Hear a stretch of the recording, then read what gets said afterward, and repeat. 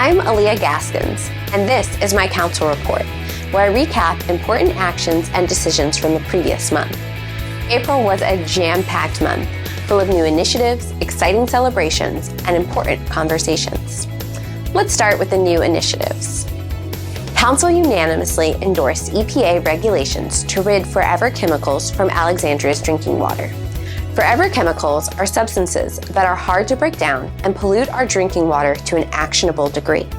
Given my background in public health, I was proud to take this important step to protect the health of our residents.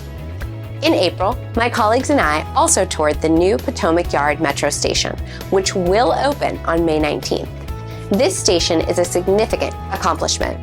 It will enhance connectivity, generate billions of dollars in new private sector investment, and support the growth of Alexandria. In April, Congressman Don Beyer also announced new measures to reduce the impact of disruptive helicopter noise in Alexandria and the greater Northern Virginia region. As I said, April was also a time of celebration. Alongside Alexandria Renew Enterprises, Council presented the Ellen Pickering Environmental Excellence Award to the Friends of the Mount Vernon Trail. This April also marked the 13th annual Spring to Action Day. I'm excited to share that nearly $3 million was raised through this effort. We also celebrated the opening of the new Alive Food Hub in Delray. Alive has distributed more than 3 million pounds of food since the pandemic started. And perhaps the biggest city celebration in April was the opening of the Del Pepper Community Resources Center on the west end of Alexandria. This is more than a building. It is the new home for our Community and Human Services, our Health Department, and our Permit Center, but also a space where our residents can access critical services and supports.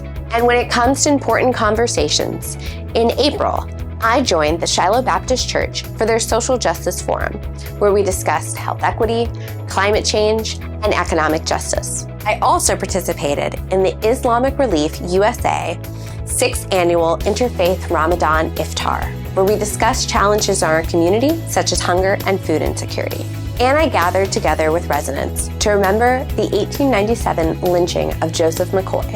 In April, Council received an update from the Alexandria Police Department about the actions they are taking to address gun violence.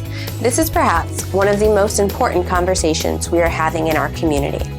Some of the things they shared is the creation of a new weapons task force, the creation of a new robbery partnership that will pull and draw on resources from state, federal, and other jurisdictional partnerships, increased police presence in the area where we are seeing the highest upticks of gun violence, as well as an effort to engage in community walks and cookouts and other connections with citizen groups to build trust and deepen community relationships.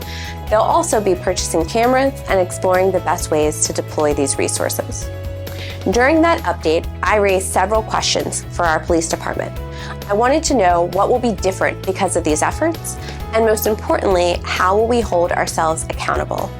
I asked for more information about enforcement and how we communicate to the public what happens after arrest. And finally, another huge conversation that took place in April is the budget. I'm excited to share that we have officially passed the budget, and this budget delivers on each of the 6 council priorities, from community engagement to our compensation philosophy.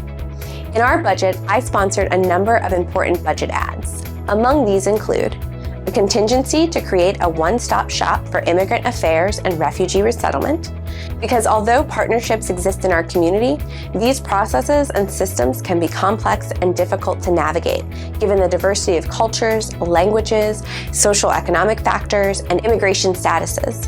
And so this effort would connect our communities with the information, resources, and services they need in a timely manner. The second thing I added was increased access for mental health services through the development of a pilot program at 2 of our recreation centers. This is a direct response to calls from our youth to meet them where they are and to find ways to destigmatize mental health services. I also added funds to expand our summer youth employment program to meet the growing demand, to reduce barriers to employment for young people, and to increase their access to mentors and new skills. Another ad included fee waivers for eligible summer out-of-school time programming for children on SNAP and TANF, because we know that summer is a time when the risk of learning loss is high, and that even with discounted fees and payment plans, there are still barriers for our lowest income families. Fifth, I sponsored a study for a local housing voucher program to better understand how and if such a program could help us stabilize housing and increase access for low-income households across our city's private rental market. I also signed on to other ads from my colleagues to expand DASH, to increase eviction prevention resources. As I said, April is a very busy month, and the conversation continues. I hope that you will join me on May 18th for my next Tea and Topics session, where I will be interviewing Sarah Walsh for a conversation about mommy entrepreneurs. Finally, cities are best when they work together, and every day our council is working together to figure out how to address the issues that affect our community. I invite you to join Vice Mayor Amy Jackson and I as we host a diaper drive this month to support families in need. You can donate items by using our Amazon wish list. April was a busy month. I am looking forward to what next month has in store. Onward to May.